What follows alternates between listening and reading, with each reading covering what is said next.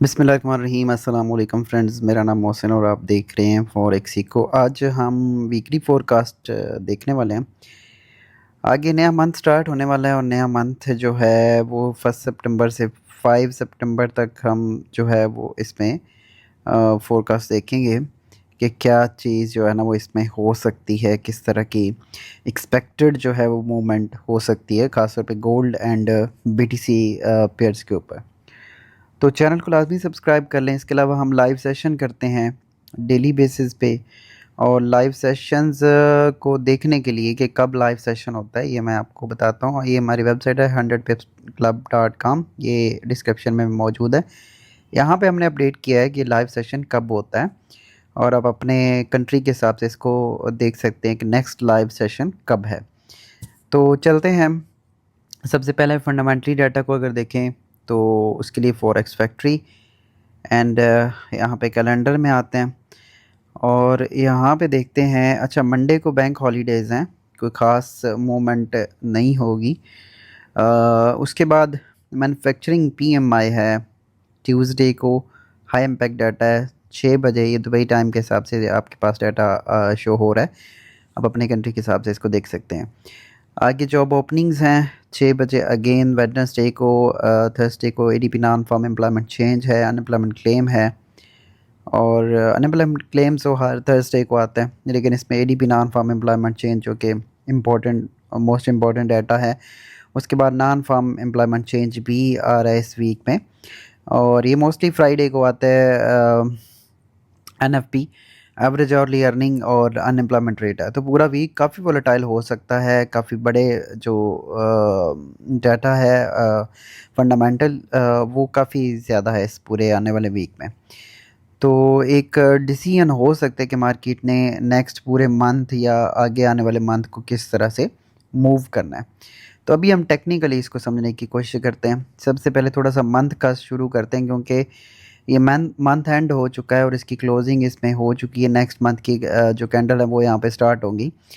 यहाँ पे एक चीज़ हुई है, और वो आप यहाँ पे अगर देखोगे तो ये पिछले जो 4 मंथ गुजरे हैं काफ़ी बड़ी रिजेक्शन आ रही थी इस मंथ में। फिर ये दूसरा मंथ, तीसरा मंथ, और डोजी कैंडल्स बन रहे थे।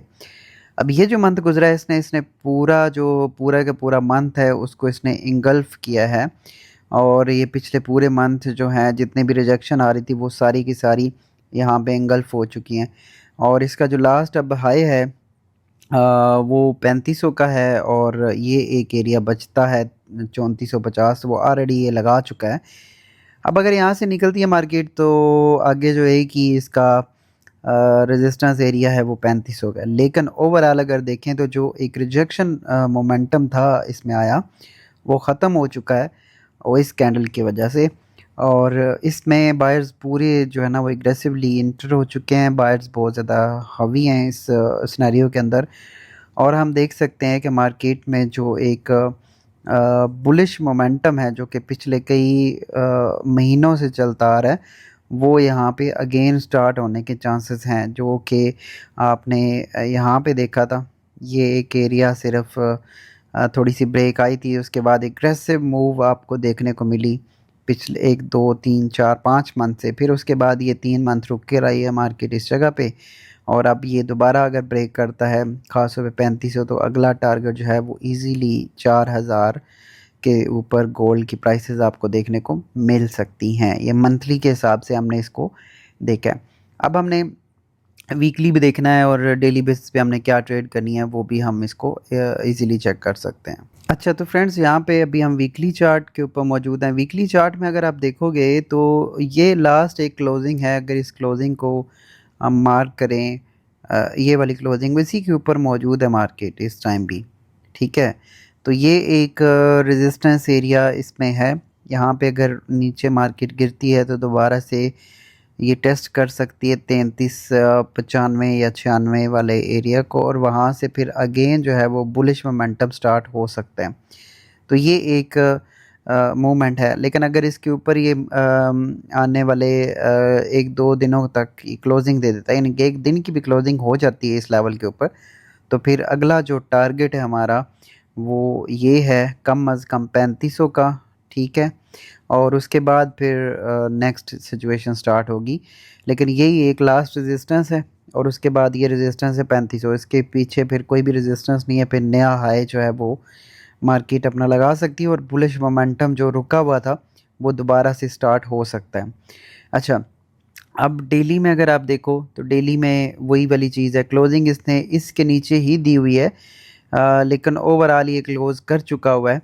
और अब अगली जो प्राइसेस हैं वो अगर हम मार्क कर लें, हमने कहाँ से बाय करना, हमने वेट करना है कि मार्केट आती है 3400 के ऊपर या 3395 96 के ऊपर, तो यहाँ से हम इसको बुलिश ट्राई कर सकते हैं। और अगर आप इसके फेब लेवल्स निकालते हो, मसलन ये और ये इसका हाई अगर मार्क करते हैं, अब फ़िलहाल तो ये हाई वैसे कंफर्म नहीं है क्योंकि मार्केट हो सकता है कि अगले डेली में दोबारा से ये इसको ब्रेक कर दे और ऊपर 3500 की तरफ निकल सकती है। लेकिन अगर हम इसी को हाई को मार्क करें तो ये हमारे पास गोल्डन जोन है जो कि 3365 से लेकर 3382 की तरफ ये इशारा कर रहा है। लेकिन अभी ये हाई कंफर्म नहीं है क्योंकि मार्केट में रिजेक्शन आएगी तो उसके बाद ये कंफर्म हो जाएगा कि ये हाई है एक्सपेक्टेड।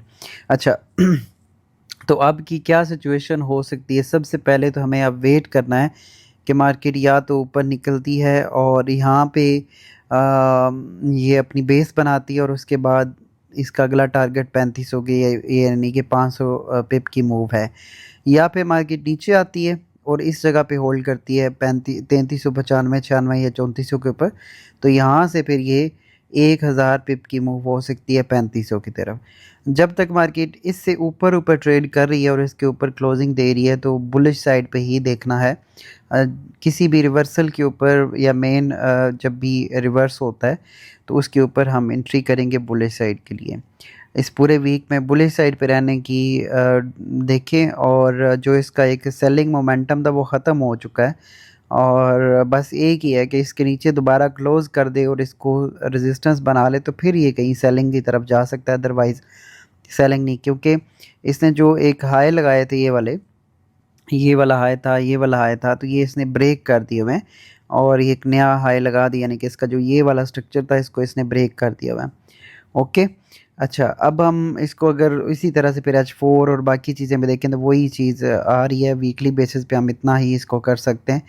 तो ये 3420 से भी बाय हो सकता है या 3400 के ऊपर भी बाय हो सकता है। बाकी हम लाइव सेशंस करते हैं अपने यूट्यूब चैनल के ऊपर, तो इसको लाजमी आप अटेंड करें और इसमें हम लाइव ट्रेड्स भी और लाइव जो भी मार्केट में हो रहा होता है उसको डिस्कस करते हैं डेली बेसिस पे।